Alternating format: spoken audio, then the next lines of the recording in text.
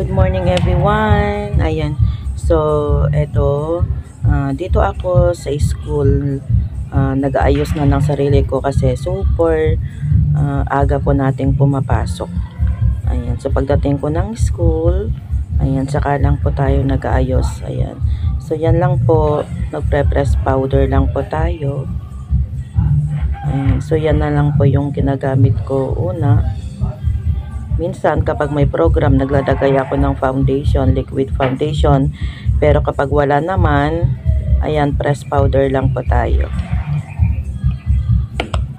And then, after po ng press powder, ayan, so maglalagay tayo ng eyeliner. Ayan, minsan, eyebrows powder ang nilalagay ko minsan, pero mas gusto ko yung eyeliner kasi nga po ay mas ano siya, mas gamay ko na siya. Ayan. So kaya naman gusto ko maagang papasok kasi nga mas maganda sa akin yung early in the morning na ako pa lang yung nasa school, ganyan. So mas bet ko yung ganon. Tapos hindi na rin ako nag-uumagahan dito sa bahay, kundi sa school na rin ako nag-uumagahan. Ayan. So yan nga, naglalagay nga tayo ng eyebrow. Ayan, eyebrow pencil. Ayan, nilalagay natin. Ayan, so simple lang. Ako lang nag-aayos ng sarili natin. Ayan. Trying hard na maging makeup artist, ika nga. Ako naman yan. Ayan. Ayan. Then, i-glow-glow lang naman natin ang mukha natin, guys. Diba? Bilang isang teacher, kailangan natin yan. So, ayan. Nag-ano na ako yung eyelash color. Ayan. Nag-eyelash color na ako para naman mabuhay naman yung ating eyelashes. Ayan. And then, after color, lalagay tayo ng mascara. Ayan. Para mag-glow siya lalo. So, ganyan lang guys. Simpleng buhay lang ng isang teacher. So, ganyan lang naman kasimple. So, diba, ano ng ating pilik mata ika nga. Ay. And then, after that, maglalagay tayo ng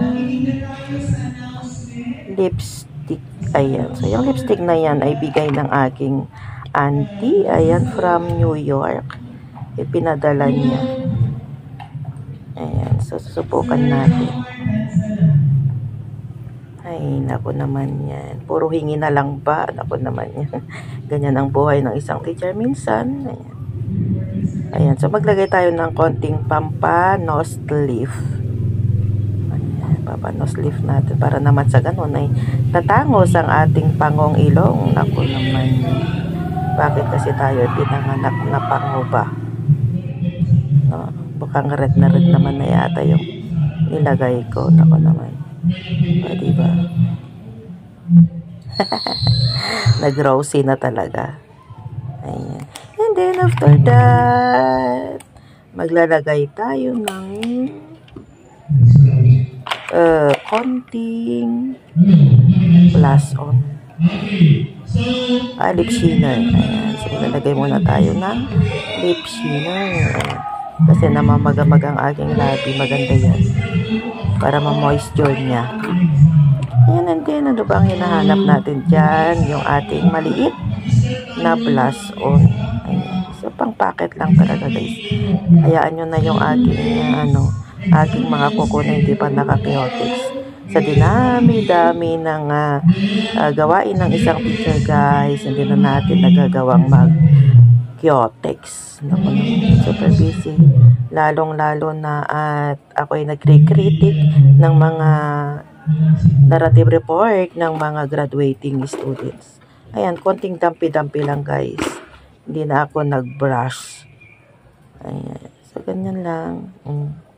Ganyan lang, para mag-glow lang ng konti ang ating mukha. And then, pagkatapos nyan, ay ayusin naman natin ang ating buhok. Ayan. Mahaba po ang ating buhok, guys. Ayan. Mas bagay ko kasi ang mahaba. Hindi ako naman yan. May bagay pa sa akin. Kaya parang wala yata. Ayan. Hindi na yan. Mag-bitress tayo. Ayan. Para sa ganun, hindi naman siya dry. Hindi mukhang haggard. Kahit na haggard na haggard. Ayan. Ang ating buhok. Ayan. Ako naman yan. O, diba? Ang dami-daming nilagay.